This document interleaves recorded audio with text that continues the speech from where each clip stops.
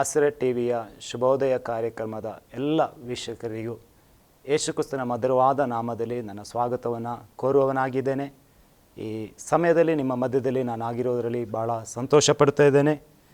ಸತ್ಯವೇದದ ಯೆಶಾಯನ ಪ್ರವಾದನ ಗ್ರಂಥ 41ನೇ ಅಧ್ಯಾಯ 10ನೇ ವಾಕ್ಯ ಹೀಗೆ ಹೇಳುತ್ತದೆ: ಪ್ರಜೆಯೇ, ನೀನಂತೂ ಹೆದರಬೇಡ, ನಾನೇ ನಿನ್ನೊಂದಿಗಿದ್ದೇನೆ. ದಿಗ್ಭ್ರಮೆಗೊಳ್ಳದಿರು, ನಾನೇ ನಿನ್ನ ದೇವರು. ನಾನು ನಿನ್ನನ್ನು ಬಲಪಡಿಸುತ್ತೇನೆ, ಹೌದು, ನಿನಗೆ ಸಹಾಯ ಕೊಡುತ್ತೇನೆ. ನನ್ನ ಧರ್ಮದ ಬಲಗೈ ನಿನಗೆ ಆಧಾರ ಮಾಡುತ್ತೇನೆ. ಇಸ್ರಾಯೇಲ್ ಜನರಿಗೆ ಧೈರ್ಯಪಡಿಸುವುದಕ್ಕಾಗಿ ದೇವರು ಕೊಟ್ಟಂಥ ವಾಗ್ದಾನ ಇದಾಗಿದೆ. ಆದಿಕಾಂಡ ಪುಸ್ತಕ 15ನೇ ಅಧ್ಯಾಯ ಅದರ 1-2 ವಾಕ್ಯವನ್ನು ಹೀಗೆ ನಾವು ಕಾಣುತ್ತೇವೆ. ಈ ಸಂಗತಿಗಳು ನಡೆದ ಮೇಲೆ ಅಬ್ರಾಮನಿಗೆ ದರ್ಶನದಲ್ಲಿ ಯೆಹೋವನ ವಾಕ್ಯ ಉಂಟಾಯಿತು. ಏನೆಂದರೆ, ಅಬ್ರಾಮನೇ, ಭಯಪಡಬೇಡ, ನಾನು ನಿನಗೆ ಗುರಾಣಿಯಾಗಿದ್ದೇನೆ, ನಿನಗೋಸ್ಕರ ಅತ್ಯಧಿಕವಾದ ಬಹುಮಾನ ಇಟ್ಟದೆ ಎಂಬುದೇ.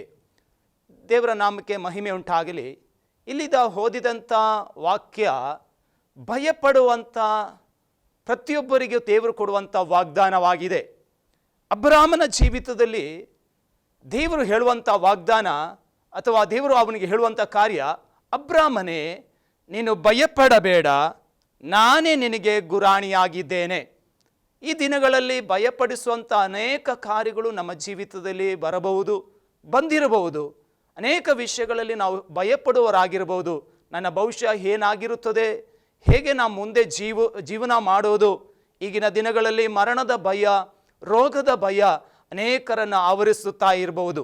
ಆದರೆ ನನ್ನನ್ನು ಕೇಳುವಂಥ ಪ್ರೇಕ್ಷಕರೇ, ಸತ್ಯವೇದದಲ್ಲಿ ದೇವರು ಹೇಳುವಂಥ ವಾಗ್ದಾನಗಳನ್ನು ನಂಬುವುದಾದರೆ ಖಂಡಿತವಾಗಲೂ ನಮ್ಮ ಭಯವು ನೀಗುತ್ತದೆ. ನಮಗೆ ಧೈರ್ಯವನ್ನು ದೇವರು ಕೊಡುವವನಾಗಿದ್ದಾನೆ. ಭಯಪಡುವಂಥ ಬ್ರಾಹ್ಮಣನನ್ನು ನೋಡಿ ಯೆಹೋವ ದೇವರು ಹೇಳುತ್ತಿದ್ದಾನೆ, ಭಯಪಡಬೇಡ, ನಾನೇ ನಿನಗೆ ಗುರಾಣಿಯಾಗಿದ್ದೇನೆ.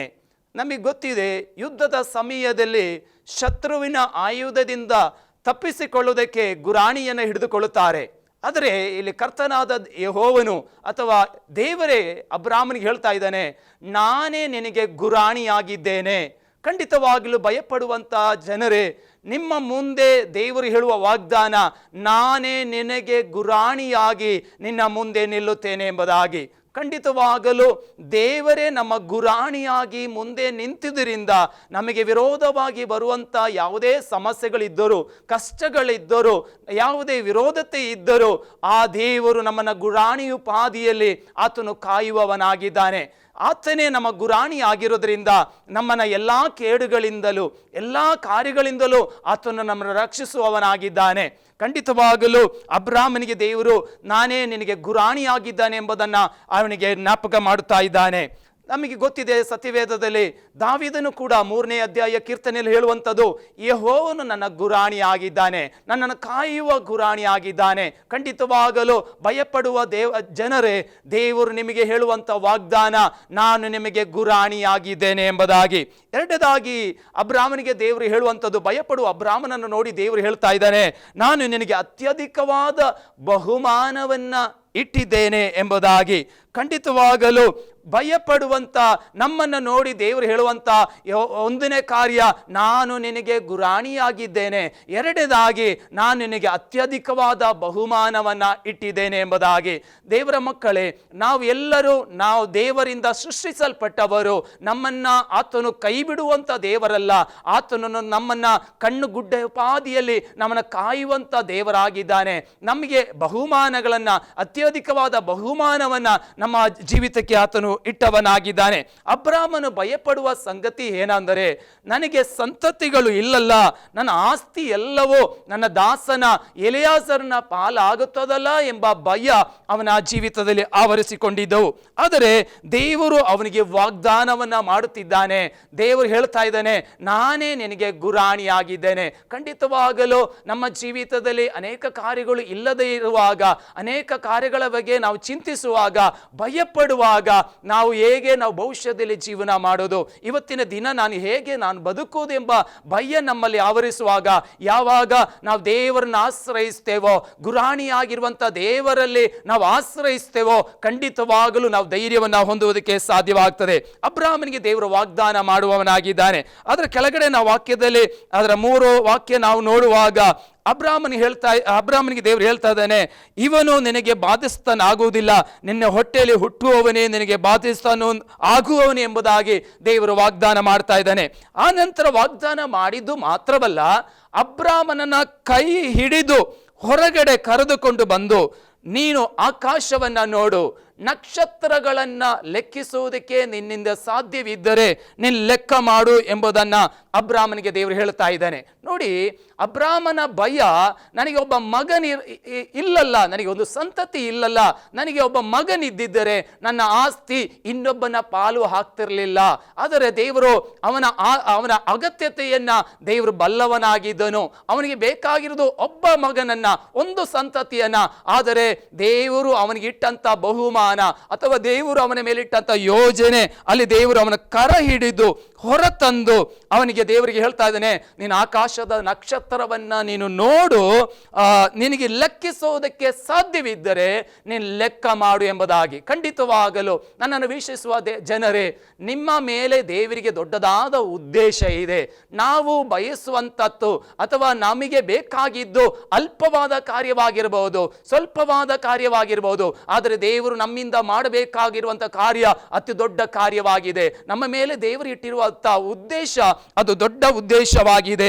ಖಂಡಿತವಾಗಲು ದೇವರು ಅವನು ನೆನೆಸುವುದಕ್ಕಿಂತಲೂ ಬಯಸೋದಕ್ಕಿಂತಲೂ ಹೆಚ್ಚಾದ ಕಾರ್ಯವನ್ನ ಅಬ್ರಾಮನ ಜೀವಿತದಲ್ಲಿ ದೇವರು ಮಾಡಲಿಕ್ಕೆ ಬಯಸುವನಾಗಿದ್ದನು. ಅದಕ್ಕೆ ವಾಕ್ಯ ಹೇಳುತ್ತದೆ, ತನ್ನನ್ನು ಪ್ರೀತಿಸುವವರ ಹಿತಕ್ಕಾಗಿ ದೇವರು ಮಾಡುವುದು ಯಾರ ಕಣ್ಣಿಗೂ ಕಾಣುವುದಿಲ್ಲ, ಯಾರ ಕಿವಿಯೂ ಕೇಳಲಿಲ್ಲ, ಯಾರ ಹೃದಯದ ಭಾವನೆಯಲ್ಲೂ ಅದು ಹುಟ್ಟಲಿಲ್ಲ ಎಂಬುದಾಗಿ. ಅಬ್ರಾಮನು ಯಾವತ್ತೂ ನೆನೆಸಿರಲಿಲ್ಲ ತನಗೆ ದೇವರು ಇಷ್ಟರ ಮಟ್ಟಿಗೆ ಸಂತತಿಯನ್ನ ಕೊಡುತ್ತಾನೆ ಎಂಬುದಾಗಿ. ನಾವು ಸತ್ಯವೇದವನ್ನ ಸಂಪೂರ್ಣವಾಗಿ ಕಲಿಯುವಾಗ, ಇವತ್ತು ಲೋಕದಲ್ಲಿ ಇರುವಂತ ಜನವನ್ನ ನೋಡುವಾಗ ಅದರ ಹೆಚ್ಚಿನ ಜನರು ಅಬ್ರಾಮನ ಸಂತತಿಗಳಾಗಿದ್ದಾರೆ. ಇವತ್ತು ಯಹೂದರು ಯಾರೆಲ್ಲ ಆಗಿದ್ದಾರೋ ಅವರೆಲ್ಲರೂ ಅಬ್ರಾಮನ ಸಂತತಿಗಳು, ಕ್ರೈಸ್ತವರು ಯಾರೆಲ್ಲ ಆಗಿದ್ದಾರೋ ಅವರೆಲ್ಲರೂ ಅಬ್ರಾಮನ ಸಂತತಿಗಳಾಗಿದ್ದಾರೆ.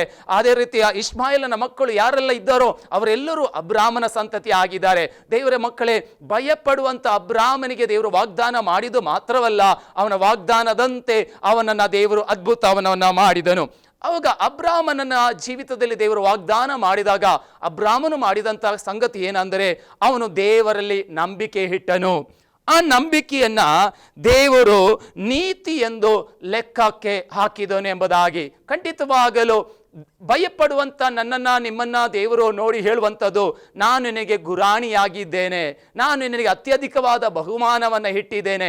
ಖಂಡಿತವಾಗಲು ದೇವರ ಮೇಲೆ ನಾವು ನಂಬಿಕೆ ಇಡುವುದಾದರೆ, ಖಂಡಿತವಾಗಲು ಪರಿಪೂರ್ಣವಾಗಿ ನಾವು ದೇವರನ್ನು ನಂಬುವುದಾದರೆ, ಅಬ್ರಾಮನಿಗೆ ವಾಗ್ದಾನ ಮಾಡಿದ ದೇವರು, ಅವನ ವಾಗ್ದಾನವನ್ನು ನೆರವೇರಿಸಿದ ದೇವರು, ನಿನ್ನ ಜೀವಿತವನ್ನ ದೇವರು ಆಶೀರ್ವದಿಸುವವನಾಗಿದ್ದಾನೆ. ನಮ್ಮ ಭಯವನ್ನು ನೀಗಿಸಿ ನಾವು ನೆನೆಸೋದಕ್ಕಿಂತಲೂ ಅತ್ಯಧಿಕವಾಗಿ ಆತನು ನಮ್ಮನ್ನು ನಡೆಸುವವನಾಗಿದ್ದೇನೆ. ನಾನು ಓದಿದ ಮೊದಲನೇ ವಾಕ್ಯಕ್ಕೆ ಬರುತ್ತೇನೆ, ಪ್ರಜೆಯೇ ನೀನಂತೂ ಹೆದರಬೇಡ, ನಾನೇ ನಿನ್ನೊಂದಿಗೆ ಇದ್ದೇನೆ. ಇದು ದೇವರು ನಮಗೆ ಕೊಡುವಂಥ ದೊಡ್ಡ ವಾಗ್ದಾನವಾಗಿದ್ದಾನೆ. ಭಯಪಡುವಂಥ ನಮ್ಮನ್ನು ನೋಡಿ ದೇವರು ಹೇಳ್ತಾ ಇರುವಂಥ ಮಾತು, ವಾಗ್ದಾನ, ನೀನಂತೂ ಹೆದರಬೇಡ, ನಿನ್ನೊಂದಿಗೆ ನಾನಿದ್ದೇನೆ. ಎರಡನೇದಾಗಿ ಹೇಳುವಂಥದ್ದು, ದಿಗ್ಭ್ರಮೆಗೊಳ್ಳದಿರು, ನಾನೇ ನಿನ್ನ ದೇವರು, ನಾನು ನಿನ್ನನ್ನು ಬಲಪಡಿಸುತ್ತೇನೆ, ಹೌದು ನಿನಗೆ ಸಹಾಯ ಕೊಡುತ್ತೇನೆ, ನನ್ನ ಧರ್ಮದ ಬಲಗೈ ನಿನಗೆ ಆಧಾರ ಮಾಡುತ್ತೇನೆ. ಖಂಡಿತವಾಗಲು ಈ ವಾಗ್ದಾನದ ಮೇಲೆ ನಂಬಿಕೆ ಇಡುವುದಾದರೆ, ಖಂಡಿತವಾಗಲು ನೀವು ನಂಬುವುದಾದರೆ, ವಾಕ್ಯದಲ್ಲಿ ಇನ್ನೊಂದು ವಾಕ್ಯದಲ್ಲಿ ಹೇಳುವ ಪ್ರಕಾರ, ನೀನು ನಂಬಿದರೆ ದೇವರ ಮಹಿಮೆಯನ್ನ ಕಾಣುತ್ತಿ ಎಂಬುದಾಗಿ. ಮಾರ್ಥ ಮರಿಯಳು ಎಂಬ ಸ್ತ್ರೀಯರಿಗೆ ಅಥವಾ ಮಾರ್ತಳಿಗೆ ದೇವರು ಹೇಳುವಂತ ಕಾರ್ಯವಾಗಿದೆ. ತನ್ನ ಸಹೋದರನು ಸತ್ತು 4 ದಿನವಾಗಿತ್ತು, ನಾತ್ತ ಬಿಡದಂತ ಸಂದರ್ಭದಲ್ಲಿ ದೇವರು ಅವಳಿಗೆ ಹೇಳಿದ್ದು, ಯೇಸು ಸ್ವಾಮಿ ಅವಳಿಗೆ ಹೇಳಿದ್ದು, ನೀನು ನಂಬುವುದಾದರೆ ದೇವರ ಮಹಿಮೆಯನ್ನ ಕಾಣುತ್ತಿ ಎಂಬುದಾಗಿ. ಖಂಡಿತವಾಗಲು ದೇವರು ಕೊಟ್ಟಂತ ವಾಗ್ದಾನದ ಮೇಲೆ ಇವತ್ತು ನೀವು ನಂಬಿಕೆ ಇಡುವುದಾದರೆ ಖಂಡಿತವಾಗಲು ದೇವರ ದೊಡ್ಡ ಕಾರ್ಯಗಳನ್ನ ನಿನ್ನ ಜೀವಿತದಲ್ಲಿ ನಾವು ಅನುಭವಿಸಬಹುದು. ಅದರಿಂದ ದೇವರು ಹೇಳುವಂಥದ್ದು, ನೀನು ಹೆದರಬೇಡ, ನೀನು ಭಯಪಡಬೇಡ. ಇವತ್ತು ಯಾವ ಸಂಗತಿಯಲ್ಲಿ ನೀವು ಭಯಪಡ್ತಾ ಇದ್ದೇವೋ ಆ ಭಯದ ಮೇಲೆ ಜಯವನ್ನ ಕೊಡುವ ದೇವರಾಗಿದ್ದಾನೆ. ಆತನು ನಮಗೆ ವಾಗ್ದಾನಗಳನ್ನ ಮಾಡಿದ್ದಾನೆ. ನಾನೇ ನಿನ್ನೊಂದಿಗಿರುತ್ತೇನೆ, ನಾನೇ ನಿನಗೆ ಗುರಾಣಿಯಾಗಿದ್ದೇನೆ, ನಾನು ನಿನಗೆ ಅತ್ಯಧಿಕವಾದ ಬಹುಮಾನವನ್ನ ಇಟ್ಟಿದ್ದೇನೆ ಎಂಬುದಾಗಿ ದೇವರು ನಮಗೆ ಹಗಲಿನ ಸಮಯದಲ್ಲಿ ದೇವರು ಆತನು ವಾಗ್ದಾನ ಮಾಡುವವನಾಗಿದ್ದಾನೆ. ಅದರಿಂದ ವಾಗ್ದಾನ ಮಾಡಿದಂತ ದೇವರು ನಂಬಿಗಸ್ತನಾದಂತ ದೇವರಾಗಿದ್ದಾನೆ. ಆತನು ಯಾವತ್ತೂ ನಮ್ಮನ್ನ ಕೈ ಬಿಡುವಂತ ದೇವರಲ್ಲ, ಯಾವತ್ತೂ ನಮ್ಮನ್ನ ತೊರೆಯುವಂತ ದೇವರಲ್ಲ.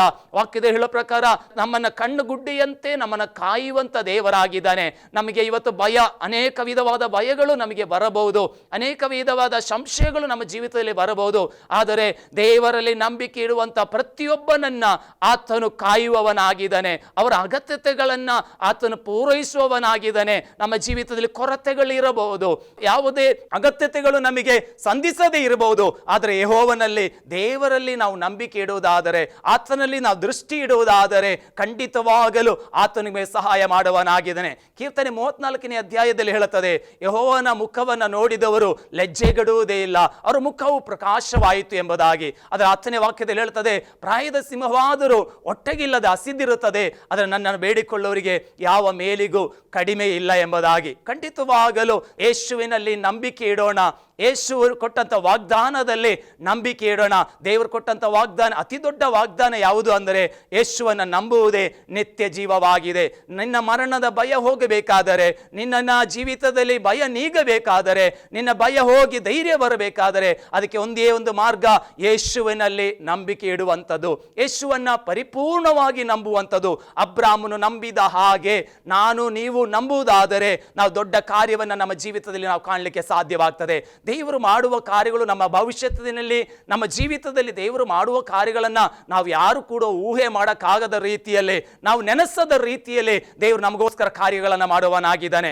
ದೇವರು ನಮ್ಮನ್ನು ಕರೆದೆದ್ದರಿಂದ, ದೇವರು ನಮ್ಮನ್ನು ಸೃಷ್ಟಿಸಿದ್ದರಿಂದ, ನಮ್ಮ ಮೇಲೆ ದೇವರಿಗೆ ಜವಾಬ್ದಾರಿ ಇರೋದರಿಂದ ನಮ್ಮ ಎಲ್ಲಾ ಕಷ್ಟಗಳನ್ನು ನೀಗಿಸುವುದು ಮಾತ್ರವಲ್ಲ, ನಮಗೆ ಆತನು ಬಹುಮಾನಗಳನ್ನು, ಅತ್ಯಧಿಕವಾದ ಬಹುಮಾನವನ್ನ ನಮ್ಮ ಮುಂದೆ ಆತನು ಇಟ್ಟಿದ್ದಾನೆ. ಅದರಿಂದ ಇವತ್ತು ಭಯಪಡುತ್ತಿರುವಂತ ನಿನ್ನನ್ನು ನೋಡಿ ದೇವರ ಆತ್ಮನು ಹೇಳುವಂಥದ್ದು, ನೀನು ಭಯಪಡಬೇಡ, ನಿನ್ನೊಂದಿಗೆ ದೇವರಿದ್ದಾನೆ, ಆತನೇ ನಿನ್ನ ಮುಂದೆ ಗುರಾಣಿಯಾಗಿ ನಿಂತಿದ್ದಾನೆ.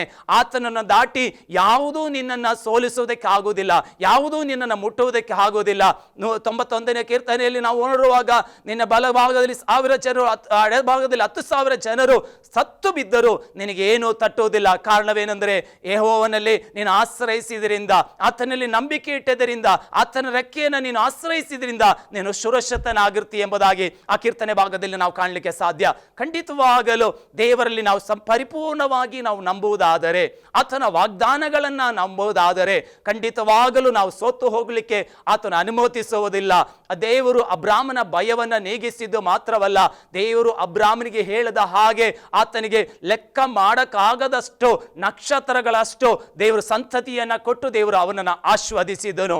ದೇವರು ವಾಗ್ದಾನ ಮಾಡಿದ ದೇವರು ನಂಬಿಗಸ್ತನಾದ ದೇವರಾಗಿದ್ದರಿಂದ ಖಂಡಿತವಾಗಲು ಆತನು ವಾಗ್ದಾನ ಮಾಡಿದ ಹಾಗೆ ಆತನು ನಮ್ಮ ಜೀವಿತದಲ್ಲಿ ಮಾಡುವವನಾಗಿದ್ದಾನೆ. ಸತ್ಯವೇದದಲ್ಲಿ ಹೇಳುವಂತ ವಾಕ್ಯ, ನಾನು ಆ ದೇವರ ಮಾತು ಆಕಾಶ ಅಳಿದು ಹೋದರೂ ನನ್ನ ಮಾತು ಅಳಿದು ಹೋಗುವುದಿಲ್ಲ ಎಂಬುದಾಗಿ. ಖಂಡಿತವಾಗಲು ಈ ಯೇಸುವಿನ ಮೇಲೆ ನಂಬಿಕೆ ಇಡೋಣ, ಈ ವಾಗ್ದಾನಗಳ ಮೇಲೆ ನಂಬಿಕೆ ಇಡೋಣ.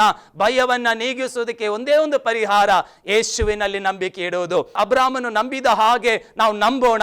ನಮ್ಮ ನಂಬಿಕೆಯನ್ನ ದೇವರು ನೋಡುವವನಾಗಿದ್ದಾನೆ, ಅದನ್ನು ಲೆಕ್ಕ ಹಾಕುವವನಾಗಿದ್ದಾನೆ, ಅದು ನೀತಿ ಎಂಬುದಾಗಿ ಎಣಿಸುವವನಾಗಿದ್ದಾನೆ. ಇವತ್ತು ನಮ್ಮಲ್ಲಿ ಅಸಾಧ್ಯಗಳಾಗಿರಬಹುದು, ನಮ್ಮಿಂದ ಮಾಡಕ್ಕಾಗದ ಕಾರ್ಯಗಳಾಗಿರಬಹುದು, ನಮ್ಮಿಂದ ಬಗೆಹರಿಸಕ್ಕಾಗದ ಕಾರ್ಯಗಳಾಗಿರ್ಬೋದು, ನಮ್ಮ ಮುಂದೆ ನಿಂತಿರುವ ವೈರಿ ದೊಡ್ಡವನಾಗಿರಬಹುದು. ಆದರೆ ದೇವರ ವಾಕ್ಯ ಹೇಳುತ್ತದೆ, ನಿಮ್ಮಲ್ಲಿರುವ ಆತನು ಲೋಕದಲ್ಲಿರುವವನಿಗಿಂತಲೂ ದೊಡ್ಡವನಾಗಿದ್ದಾನೆ ಎಂಬುದಾಗಿ. ನಿಮ್ಮ ಸಮಸ್ಯೆಗಿಂತಲೂ ಯೇಸು ದೊಡ್ಡವನಾಗಿದ್ದಾನೆ, ನಿಮ್ಮ ವಿಷಯಗಳಿಗಿಂತಲೂ ಯೇಸು ದೊಡ್ಡವನಾಗಿದ್ದಾನೆ. ಖಂಡಿತವಾಗಲು ನಿಮ್ಮ ಅಗತ್ಯತೆಗಳನ್ನ ಆತನು ಪೂರೈಸುವವನಾಗಿದ್ದಾನೆ. ನಿಮ್ಮ ವೈರಿಗಳ ಮುಂದೆ ಆತನ ಔತಣವನ್ನು ಸಿದ್ಧಪಡಿಸುವವನಾಗಿದ್ದಾನೆ. ನಿಮ್ಮ ಭವಿಷ್ಯವನ್ನು ಆತನು ರೂಪಿಸುವವನಾಗಿದ್ದಾನೆ. ನಿಮಗೆ ಬೇಕಾದ ಎಲ್ಲ ಸಹಾಯಗಳನ್ನು ಆತನು ಮಾಡುವವನಾಗಿದ್ದಾನೆ. ಇದೇ ವಾಕ್ಯದಲ್ಲಿ ಹೇಳ್ತಾನೆ, ನಾನು ನಿನ್ನನ್ನು ಬಲಪಡಿಸುತ್ತೇನೆ. ಖಂಡಿತವಾಗಲು ನಿಮ್ಮನ್ನು ಬಲಪಡಿಸುವ ದೇವರಾಗಿದ್ದಾನೆ. ಆತನು ವಾಗ್ದಾನ ಮಾಡೋದು ಮಾತ್ರವಲ್ಲ, ಆತನು ನಮ್ಮನ್ನು ಬಲಪಡಿಸುವಂತ ದೇವರಾಗಿದ್ದಾನೆ. ಹೌದು, ನಿನಗೆ ನಾನು ಸಹಾಯ ಕೊಡುತ್ತೇನೆ. ದೇವರು ನಮಗೆ ಸಹಾಯ ಮಾಡುವಂತ ದೇವರಾಗಿದ್ದಾನೆ. ಇವತ್ತು ಪಕ್ಷ ನಾವು ಹೇಳ್ಬಹುದು, ನನಗೆ ಯಾರು ಸಹಾಯ ಮಾಡುವವರಿಲ್ಲ, ಯಾರು ನನ್ನನ್ನು ನೋಡುವವರಿಲ್ಲ ಎಂಬುದಾಗಿ. ಸತ್ಯವೇದದಲ್ಲಿ ಇನ್ನೊಂದು ಅಧ್ಯಾಯದಲ್ಲಿ ನಾವು ನೋಡುವಾಗ, ಹಾಗಾರಳು ಎಂಬ ಒಂದು ಸ್ತ್ರೀಯು ಮರುಭೂಮಿಯಲ್ಲಿ ತನ್ನ ಮಗನ ಮರಣವನ್ನು ಕಾಣಕ್ಕಾಗದೆ ಅಳುತ್ತಿರುವಾಗ ದೇವರ ಶಬ್ದವನ್ನು ಕೇಳಿಸ್ಕೊಳ್ತಾಳೆ. ಹಾಗಾರಳೆ, ಮಗನ ಕೂಗು ನನ್ನ ಕಿವಿಗೆ ಬಿದ್ದಿದೆ ಎಂಬುದಾಗಿ. ಅಲ್ಲಿ ಆ ಮರುಭೂಮಿಯಲ್ಲಿ ಅವನ ಹಾಗಾರನ ಮಗನಿಗೋಸ್ಕರ ಹೊರತಿಯನ್ನು ಸಿದ್ಧಪಡಿಸಿದ ದೇವರು ನನಗೂ ನಿನಗೋಸ್ಕರ ನಿನ್ನ ಮರುಭೂಮಿಯ ಜೀವಿತದಲ್ಲಿ ಕಷ್ಟದ ಸಮಯದಲ್ಲಿ ಆತನು ಸಹಾಯ ಮಾಡುವವನಾಗಿದ್ದಾನೆ. ಮುಂದಿನ ವಾಕ್ಯದಲ್ಲಿ ನೋಡುವಾಗ, ನನ್ನ ಧರ್ಮದ ಬಲಗೈ ನನಗೆ ಆಧಾರ ಮಾಡುತ್ತೇನೆ. ದೇವರು ನಮಗೆ ಆಧಾರವಾಗಿದ್ದಾನೆ. ಆತನು ನಮ್ಮನ್ನು ಬಲಪಡಿಸುವಂತ ದೇವರಾಗಿದ್ದಾನೆ. ಆತನು ನಮಗೆ ಸಹಾಯಕನಾಗಂತ ದೇವರಾಗಿದ್ದಾನೆ. ಆತನು ನಮ್ಮೊಂದಿಗೆ ಇರುವಂತ ದೇವರಾಗಿದ್ದಾನೆ. ಈ ಹಗಲಿನ ಸಮಯದಲ್ಲಿ ನೀವು ಈ ವಾಗ್ದಾನಗಳಲ್ಲಿ ನಂಬಿಕೆ ಇಡ್ರಿ, ಈ ಯೇಸುವಿನಲ್ಲಿ ನಂಬಿಕೆ ಇಡ್ರಿ. ಅಬ್ರಾಮನ ಜೀವಿತದಲ್ಲಿ ಹೊಂದಿದಂಥ ಆಶೀರ್ವಾದಗಳು ನಮ್ಮ ಜೀವಿತದಲ್ಲಿ ನಾವು ಹೊಂದಲಿಕ್ಕಿದ್ದೇವೆ. ಅವನಿಗಿಟ್ಟ ಅಧಿಕವಾದ ಬಹುಮಾನ ನಮ್ಮ ಜೀವಿತದಲ್ಲಿ ಆತನು ಕೊಡುವವನಾಗಿದ್ದಾನೆ. ಆತನಲ್ಲಿ ನಂಬಿಕೆ ಇಡುವವರು ಲಜ್ಜೆಗಿಡುವುದೇ ಇಲ್ಲ, ಅವರು ಮುಖ ಪ್ರಕಾಶವಾಗ್ತದೆ ಎಂಬುದಾಗಿ ದೇವರ ವಾಕ್ಯ ಹೇಳುತ್ತದೆ. ಖಂಡಿತವಾಗಲು ಈ ವಾಗ್ದಾನಗಳಲ್ಲಿ ನಂಬಿಕೆ ಇಡೋಣ, ಈ ಯೇಸುವಿನಲ್ಲಿ ನಂಬಿಕೆ ಇಡೋಣ. ಒಂದು ನಿಮಿಷ ನಾವು ಕಣ್ಣುಗಳನ್ನು ಮುಚ್ಚಿಕೊಳ್ಳೋಣ, ಪ್ರಾರ್ಥನೆ ಮಾಡೋಣ. ಪ್ರೀತಿ ಸ್ವರೂಪನಾದಂಥ ಒಳ್ಳೆ ದೇವರೇ, ಈ ಸಮಯದಲ್ಲಿ ಈ ಆಶ್ರಯ ಟಿವಿಯನ್ನು ವೀಕ್ಷಿಸುವಂಥ ಎಲ್ಲ ಜನರಿಗಾಗಿ ನಾವು ಪ್ರಾರ್ಥಿಸುತ್ತೇವೆ.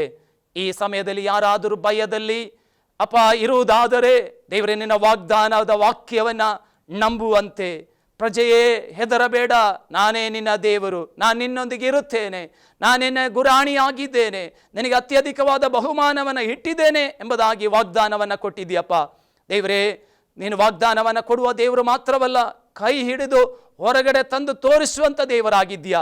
ಅಬ್ರಾಮನ ಜೀವಿತದಲ್ಲಿ ವಾಗ್ದಾನಗಳನ್ನು ನೆರವೇರಿಸಿದ ದೇವರು, ಇದು ಕಾಣುವಂಥ ಪ್ರತಿಯೊಬ್ಬರ ಜೀವಿತದಲ್ಲಿ, ನಂಬುವಂಥ ಪ್ರತಿಯೊಬ್ಬರ ಜೀವಿತದಲ್ಲಿ ಈ ವಾಗ್ದಾನವು ನೆರವೇರಲಿ ಅಪ್ಪ.